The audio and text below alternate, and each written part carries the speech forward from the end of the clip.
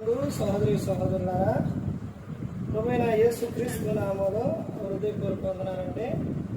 ముందుగా ఇంత మంచి సమయాన్ని ఇచ్చిన తండ్రి అయిన దేవునికి ప్రభువైన క్రీస్తు ద్వారా కృతజ్ఞత స్తుతులు చెల్లిస్తున్నానండి.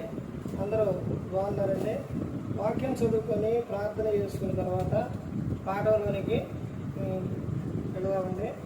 యోహాను గారు రాసిన సువార్త 15వ అధ్యాయం 7వ వచనం. నా యందు మీరును మీ యందు నా మాటలు నిలిచి ఉన్న ఎడల మీకేది ఇష్టం అడుగుడు, అది మీకు అనుగ్రహించదు. మీరు బహుగా ఫలించడం వలన నా తండ్రి మహిమపరచబడను, ఇందువలన మీరు నా శిష్యులు అడుగురు. ప్రార్థన చేస్తారు.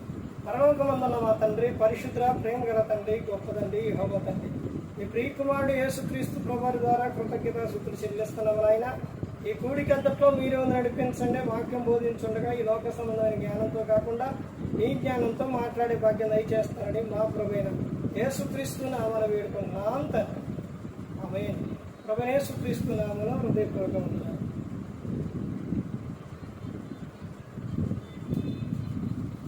దేవుని కుమారుడు యేసుక్రీస్తు ప్రభువు ఈ లోకానికి వచ్చిన తర్వాత పరలోక రాజ్యం సమీపిస్తుంది కనుక మారు మనసు పొందమని ప్రకటింప మొదలుపెట్టారు. అంశం పాఠం పేరు క్రీస్తు నందే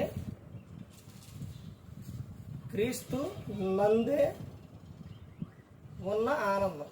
క్రీస్తు నందే ఉంది ఆనందం. క్రీస్తు నందే ఉంది ఆనందం.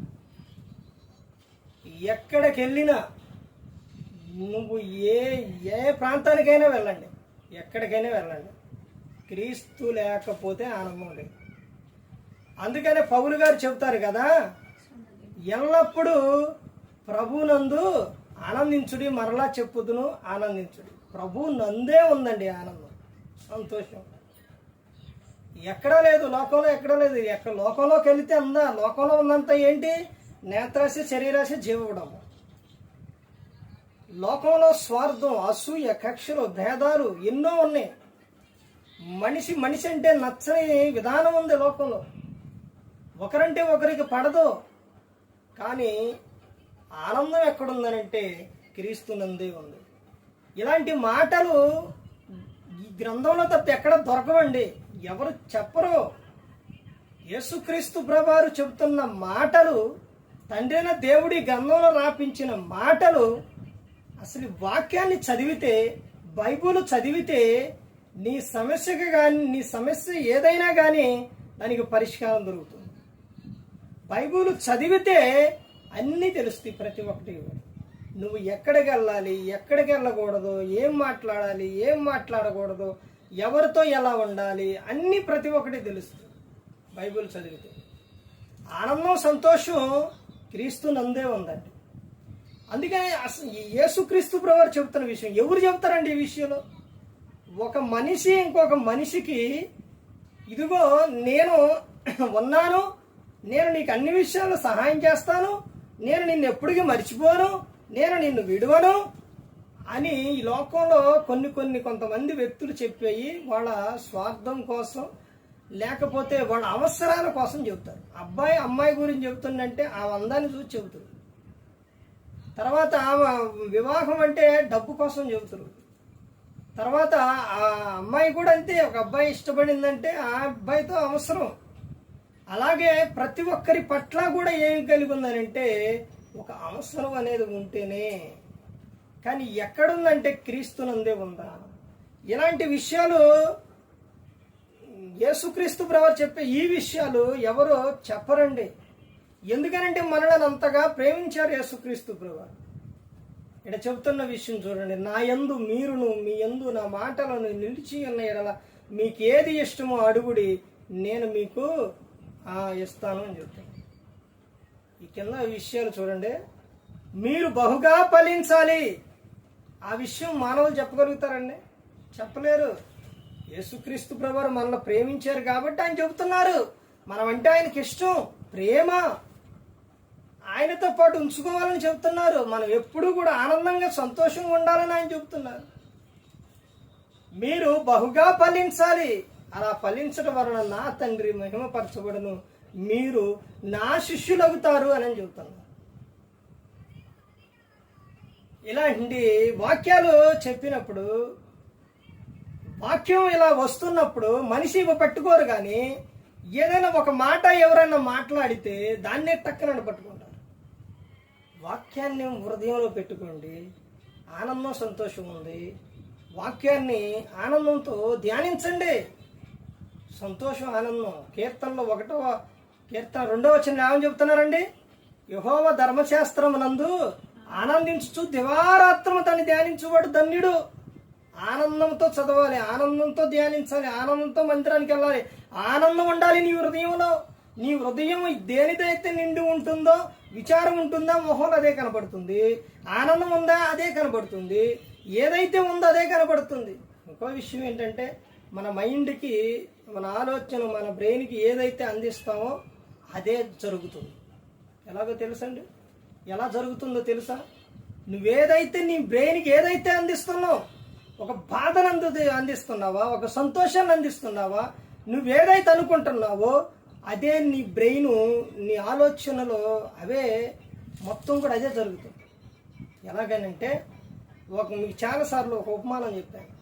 ఒక ఆయన తప్పు చేస్తే చెరసాల్లో వేస్తే తను ఉరిదీసి ఉరిశిక్ష వేసిన తర్వాత ఉరిశిక్ష అమలైనప్పుడు నిన్ను ఉరిదీస్తారని చెప్పి నిన్ను చంపేస్తారన్న తర్వాత ఆ వ్యక్తి ఎలాగానంటే పాముతో కరిపించి నిన్ను చంపేస్తారంటే ఆ వ్యక్తి ఆ నైట్ అంతా కూడా దేని గురించి ఆలోచించిండు?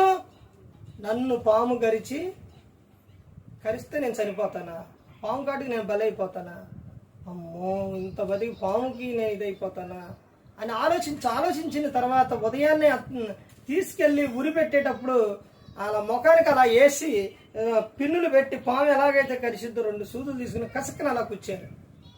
అమ్మ నన్ను పాము కరిసిందని అండవు టక్కన ఉరి పెట్టేశారు, ఉరి తీసేశారు.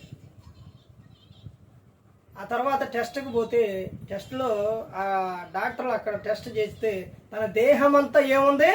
పాము విషం. ఎలా వచ్చింది విషం? ఎలా వచ్చింది? కానీ ఆయన సరిపోయింది ఎలాగా? ఉరితోనే. అందుకనే బ్రెయిన్కి నువ్వు ఏదైతే అందిస్తావో, ఏదైతే ఆలోచిస్తావో అదే దొరికింది, అదే జరుగుతుంది. నువ్వు ఒక విషయం గమనించండి, డబ్బు సంపాదించడం తప్పు కాదండి, దాని మీద ఆశ ఉండకూడదని పొదుపు ఉండాలి, సంపాదించాలి. ఎందుకనంటే ఏది చేయాలన్నా కానీ అది కావాలి. అందుకని ఈ విషయాన్ని బట్టి ఎందుకు చెప్తున్నానంటే, ఏమీ చేయకుండా సంపాదించకుండా ఏమీ లేకుండా దేవుడు నాకు అది ఇలా ఇది ఇలా, దేవుడు అది చేయలా ఇది చేయలేదంటే ఎలాగండి? ఒక్క విషయం గమనించండి. అడుగుడి మీకు ఇవ్వబడును, మీరు అడగండి వెతుకుడి మీకు దొరుకును. అంటే అడిగి అలా కూర్చోవడం కాదండి, వెతకాలి. వెతికితే నేను నీకు సహాయం చేస్తా. అలా కూర్చొని ఉంటే నేనేం చేస్తా? యాడ్ నుంచి వచ్చిద్ది? దేవుడు చెప్తున్న విషయం అండి. వెతకాలి, తట్టాలి, తట్టుడి మీకు తీయబడదు. ఇక్కడ చెబుతున్న సందర్భం ఏంటనంటే, ఈ బ్రెయిన్ ఏదైతే ఉందో ఆ బ్రెయిన్కి, ఆలోచనలకి ఎవరికి కావాలి ఉండాలని అంటే, ఆనందం సంతోషం కావాలని అంటే యేసుక్రీస్తు ప్రభువారు ఉండాలి. ఫిలిప్పీలకు 4వ అధ్యాయం 7వ వచనం. యేసుక్రీస్తు మీ హృదయములకును మీ తలంపులకును ఆయన కావలి ఉండును. ఎందుకనంటే ఆయన పరిశుద్ధుడు, నీతిమంతుడు గనుక ఆయన మన ఆలోచనలుగా కావలిగా ఉంటే మనం కూడా అలాగే ఉంటామండి. ప్రభు నందే ఉంది ఆనందం సంతోషం అనేది. నువ్వు అస్తమానం నువ్వు దేని గురించి అయితే ఆలోచిస్తున్నావు, దేని గురించి మాట్లాడుతున్నావు, నీ బ్రెయిన్ అదే చేస్తుంది.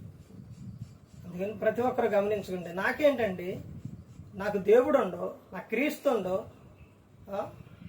నాకు అండగా తోడుగా ఉండో, రాజులకు రాజు, ప్రభువులకు ప్రభు ఆయన ఉండో, నేను నీతిగా నిజాయితీగా నేను ఈ లోకంలో నేను ఆనందంగా సంతోషంగా జీవిస్తాను. నాకేంటి అని నువ్వు జీవించు, అలా అనుకుని నువ్వు జీవించు. ప్రభువు నీకు తోడుగా ఉంటారు, ఆయన నిలిచిపెట్టరు. తర్వాత నీకు ఆనందం సంతోషం అనేది వస్తుంది. ఎప్పుడు బాధపడుతూ, దుఃఖపడుతూ, చింతపడుతూ, దిగులు పడుతూ అలాగే ఉంటే నువ్వు బ్రెయిన్కి అదే అందిస్తే అదే నీ లోకం అయిపోయింది. అదే నువ్వు ఆనందాన్ని సంతోషాన్ని అందించు, అదే నీ లోకం అయిపోయింది. అర్థమవుతుందండి? నువ్వేదైతే అనుకుంటావో, ఏదైతే నీ బ్రెయిన్కి అందిస్తావో, ఏదైతే చేయాలనుకున్నావు అవన్నీ ప్రతి ఒక్కటి కూడా అలా జరిగిపోతూ ఉంటాయండి. అర్థమవుతుందండి? ఎందుకంటే నువ్వు ఎక్కువ దాని మీదే నీ హృదయం నిండి ఉంది కాబట్టి, నీ బ్రెయిన్కి అదే అందిస్తున్నావు కాబట్టి. అందుకని క్రీస్తు మీద, దేవుని మీద ఆధారపడి ఎల్లప్పుడూ ప్రభువునందు ఆనందిస్తూ ఉన్నప్పుడు మన ప్రతి ఒక్కటి కూడా ఆనందంగా, సంతోషంగా ఉంటుందండి. ఏ ఒక్కరు కూడా నశించి నరకానికి వెళ్ళిపోకూడదు. యేసుక్రీస్తు ప్రభువారు ఈ లోకానికి వచ్చి మనందరి కోసం శిలువలో తన ప్రాణాన్ని పెట్టి ఉన్నారు. మరి ఈ విధంగా నిలబెట్టి మాట్లాడించిన తండ్రి నేను దేవునికి కృతజ్ఞతాస్తుతులు చెల్లిస్తూ ఇంతవరకు శ్రద్ధగా ఉన్న మీకు ప్రభు పెట్టిన హృదయపూర్వకంగా చెల్లిస్తూ ఈ మాటలు ముగిస్తాను. అందరికీ